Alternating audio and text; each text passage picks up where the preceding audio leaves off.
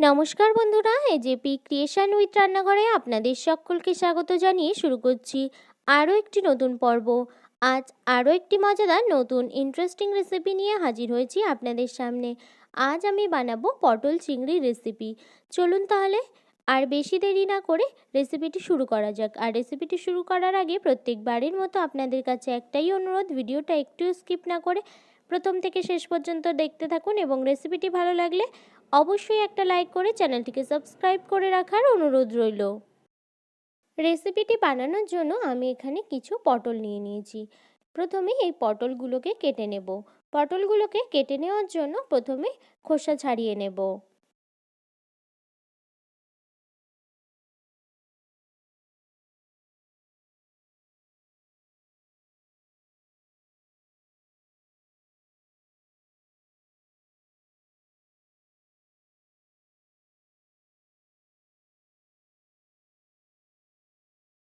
এইভাবে করে খোসা ছাড়িয়ে কেটে নেব আর তারপর ফালি করে নেব। এখানে যেহেতু পটলটা অনেকটাই বড়, তার জন্য কিন্তু আমি এখানে 3 ভাগে ভাগ করব।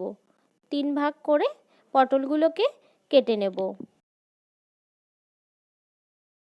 এই পর্যায়ে পটলগুলো কিন্তু আমার কেটে নেওয়া হয়ে গেছে। এবার ধুয়ে নেব। পটল চিংড়ি বানানোর জন্য পটলটা কেটে নেওয়া হয়ে গেছে আর এই পর্যায়ে আলুগুলোকেও খোসা ছাড়িয়ে এইভাবে একটু মাঝারি সাইজের করে কেটে নেব। কেটে ধুয়ে নেব।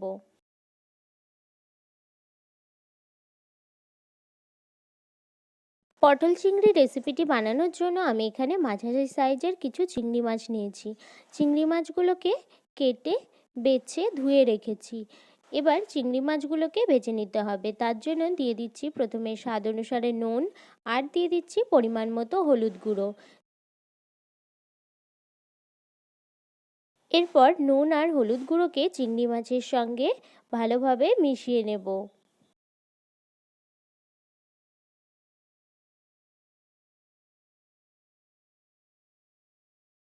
এই পর্যায়ে নুন আর হলুদ গুঁড়োকে চিংড়ি মাছের সঙ্গে আমার ভালোভাবে মিশিয়ে নেওয়া হয়ে গেছে আর এখানে কড়াইতে তেল গরম হতে বসিয়ে দিয়েছিলাম আগে থেকে।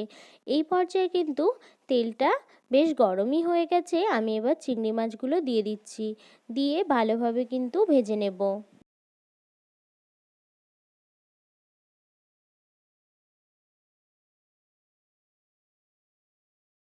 এই পর্যায়ে চিংড়ি মাছগুলো কিন্তু আমার ভেজে নেওয়া হয়ে গেছে। আমি এবার তুলে নেব। পটলগুলোকে ভেজে নেওয়ার জন্য আমি এখানে কড়াইতে তেল গরম হতে বসিয়ে দিয়েছিলাম। এই পর্যায়ে কিন্তু তেলটা গরম হয়ে গেছে। আমি এবার কেটে ধুয়ে রাখা পটলগুলো দিয়ে দিচ্ছি। পটলগুলোকে ভেজে নেওয়ার জন্য আমি এখানে দিয়ে দিচ্ছি সামান্য একটু নুন। পটলগুলোকে কিন্তু একটু সময় নিয়ে ধৈর্য সহকারে একটু বেশ কিছুক্ষণ সময় ধরে ভেজে নিতে হবে। পটলগুলো ভেজে নেওয়ার জন্য এখানে আমি দিয়ে দিচ্ছি ঢাকাটা দিয়ে পটলগুলোকে ভেজে নেব। আমি এখানে ঢাকাটা খুলে নিয়েছি। দেখুন পটলগুলো কিন্তু অনেকটাই ভাজা হয়ে গেছে। এই পর্যায়ে দিয়ে দিচ্ছি পরিমাণ মতো হলুদ গুঁড়ো, দিয়ে আবারও কিছু সময় ধরে পটলগুলোকে ভেজে নেব। এই পর্যায়ে পটলগুলোকে কিন্তু আমার পুরোপুরি ভেজে নেওয়া হয়ে গেছে। দেখুন আমি এবার তুলে নিচ্ছি। পটলগুলো কিন্তু আমার তুলে নেওয়া হয়ে গেছে। এই একই তেলের মধ্যে আলুগুলোকেও ভেজে নেব। আলুগুলোকে ভেজে নেওয়ার জন্য কেটে ধুয়ে রাখা আলুগুলোকে দিয়ে দিয়েছি আর দিয়ে দিচ্ছি স্বাদ অনুসারে নুন। আলুগুলোকে ভেজে নেওয়ার জন্য আমি কিন্তু এখানে আর হলুদ ব্যবহার করছি না। দেখুন বন্ধুরা, এই পর্যায়ে কিন্তু আলুগুলোকে আমার লাল লাল করে ভেজে নেওয়া হয়ে গেছে। আমি এবার তুলে নিচ্ছি। আলু ও পটল দুটোই কিন্তু আমার ভেজে নেওয়া হয়ে গেছে। আমি একসাথে তুলে রেখেছি একটাই পাত্রে। পটল চিংড়ি বানানোর জন্য যে মশলাগুলো আমাদের এখানে লাগবে সেই মশলাগুলো মিক্সিতে বানিয়ে নেব। তার জন্য প্রথমে দিয়ে দিচ্ছি কিছু শুকনো লঙ্কা আর দিয়ে দিচ্ছি গোলমরিচ, তারপর দিয়ে দিচ্ছি কিছু গোটা জিরে,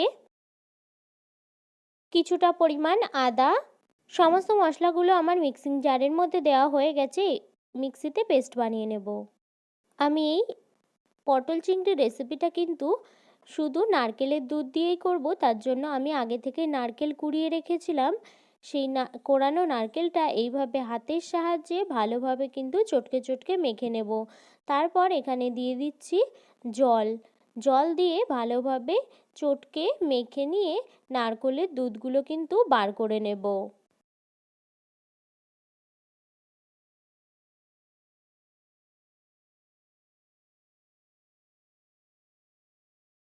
তারপর সবশেষে কিন্তু এইভাবে একটা ছাঁকনির সাহায্যে ছেঁকে নারকেলের দুধটা বার করে নেব।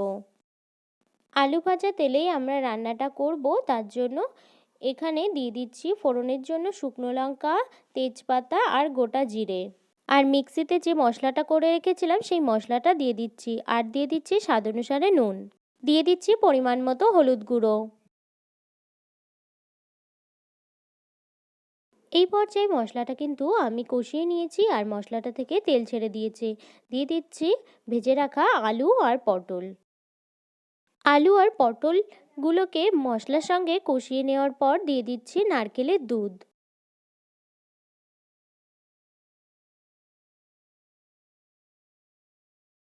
আমি কিন্তু আর এখানে কোনো জল ব্যবহার করব না, নারকেলের দুধটা দিয়েই রান্না করব। আর এখানে দিয়ে দিচ্ছি সামান্য একটু গরুর দুধ। এই নারকেলের দুধ আর এই গরুর দুধ দিয়েই কিন্তু রান্নাটা পুরোপুরি কমপ্লিট হবে। এখানে কিন্তু এক্সট্রা জল ব্যবহার করা যাবে না। এই পর্যায়ে তরকারিটা ফুটে উঠেছে, দিয়ে দিচ্ছি একটু হলুদ গুঁড়ো। যেহেতু আমার এখানে একটু হলুদ গুঁড়োর প্রয়োজন আছে, তার জন্য আমি এখানে একটু দিয়ে দিচ্ছি হলুদ গুঁড়ো। তরকারিটাকে কিছু সময় ফুটিয়ে নেওয়ার পর তারপর দিয়ে দিচ্ছি ভেজে রাখা চিংড়ি মাছ। দেখুন বন্ধুরা, এই পর্যায়ে কিন্তু পটল চিংড়ি রেসিপিটা আমার রেডি হয়ে গেছে। তারপর এখানে দিয়ে দিচ্ছি সামান্য একটু চিনি, স্বাদ অনুসারে চিনিটা দিয়ে দিতে হবে। এই পর্যায়ে রান্নাটা আমার হয়ে গেছে, সমস্ত কিছুই ভালোভাবে সিদ্ধ হয়ে গেছে। একটু সামান্য গরম মশলা ছড়িয়ে আমি এবার নামিয়ে নেব। দেখুন বন্ধুরা, এই পর্যায়ে কিন্তু আমার গরম মশলাটা ছড়িয়ে নেওয়া হয়ে গেছে, আমি মিশিয়েও নিয়েছি আর মিশিয়ে নামিয়ে নিয়েছি। রেসিপিটা কিন্তু খুবই টেস্টি হয়। আমার এই পটল চিংড়ির রেসিপিটা কিন্তু আপনারা অবশ্যই একটিবার হলেও বাড়িতে বানিয়ে খাবেন। আশা করি আপনাদের সকলের খুব ভালো লাগবে। আমার এই পটলের চিংড়ির রেসিপিটি যদি আপনাদের ভালো লেগে থাকে তাহলে অবশ্যই একটা লাইক করে দেবেন এবং কমেন্টের মাধ্যমে জানাবেন আমার এই রেসিপিটি আপনাদের কাছে কেমন লেগেছে, এবং বেশি বেশি করে শেয়ার করে আমার পাশে থাকবেন, আমাকে আরও উৎসাহিত করবেন। রেসিপিটা কিন্তু খুব সামান্য কিছু উপকরণ দিয়েই এত টেস্টি একটা রেসিপি রেডি হয়ে গেল। আপনি যদি আমার চ্যানেলে নতুন বন্ধু হয়ে থাকেন এবং আরও নিত্য নতুন ইন্টারেস্টিং মজাদার রেসিপির আপডেট পেতে চান, তাহলে প্লিজ আমার চ্যানেলটিকে সাবস্ক্রাইব করে পাশে থাকা বেল আইকনটি প্রেস করে অল নোটিফিকেশন অন করে রাখবেন, যাতে সমস্ত ভিডিওর আপডেট আপনি ঠিক সময় পেয়ে যান। আজ এই রেসিপিটি এই পর্যন্তই। আরও একটি মজাদার নতুন কোনো ইন্টারেস্টিং রেসিপি নিয়ে আপনাদের সাথে দেখা হবে আরও একটি নতুন পর্বে। সবাই সুস্থ থাকবেন, ভালো থাকবেন এবং সাবধানে থাকবেন।